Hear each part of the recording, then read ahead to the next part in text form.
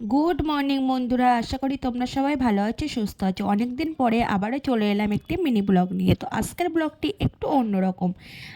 কিছুদিন আগে রাজন্যার বার্থডে ছিল, তখন এক্সাম চলছিল, যার ফলে তখন খাওয়া দাওয়া হয়নি।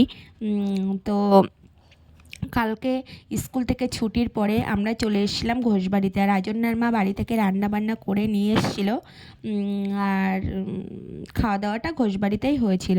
তো স্কুল থেকে বেরিয়ে সবারই খিদে পেয়ে গেছে, তো ওই জন্য সবাই তাড়াহুড়ো করে খেতে বসে গেছে। তো দেখো সবাই হাই হ্যালো করছে। আর মেনুতে ছিল ফ্রাইড রাইস, সবজি ডাল বেগুনি, আর চিলি চিকেন, চাটনি পাঁপড় আর রসগোল্লা। তো সবাই হাই হ্যালো করছে।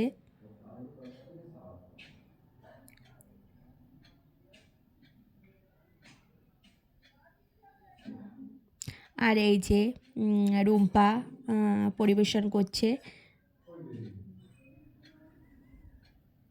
ও স্যালাডও ছিল, আমি বলতে ভুলেই গেছিলাম, স্যালাডও ছিল।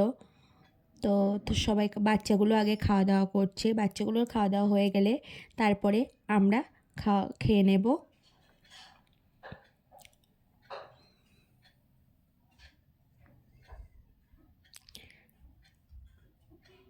আর এদিকে সিজি, স্বস্তিক, রাজন্যা, রৌমিক, সীতামা সবাই বসে বসে খাচ্ছে আর গল্প করছে ওরা নিজেদের মধ্যে। আর আমি চারিপাশটা একটু ক্যামেরা বন্দি করে নিলাম, কারণ ঢোকার সময় এতটাই খিদে পেয়েছিল সবার, তখন আর ক্যামেরা করা হয়নি। তাড়াহুড়ো করে সবাই খেতেই বসে গেছিলো। আর ঘোষবাড়িটা তোমরা সবাই কম বেশি সবাই চেনো, এখন ফেমাস হয়ে গেছে।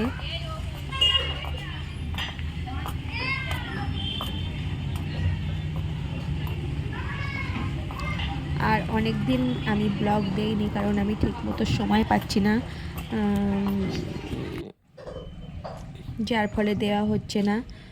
তো আর এটা হচ্ছে 100 বছর আগে দুর্গাপুজো কেমন হতো সেই থিমটাই এখানে তুলে ধরা হয়েছে, বেশ সুন্দর করেছে।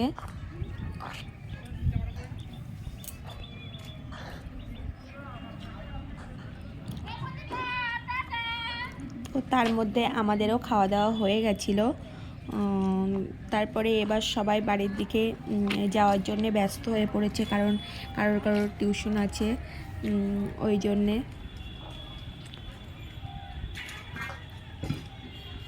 তো আজকের ভিডিওটা এই পর্যন্তই। যদি তোমাদের কিছু ভালো লাগে অবশ্যই লাইক কমেন্ট শেয়ার করে দিও। তোমরা সবাই ভালো থেকো, সুস্থ থেকো।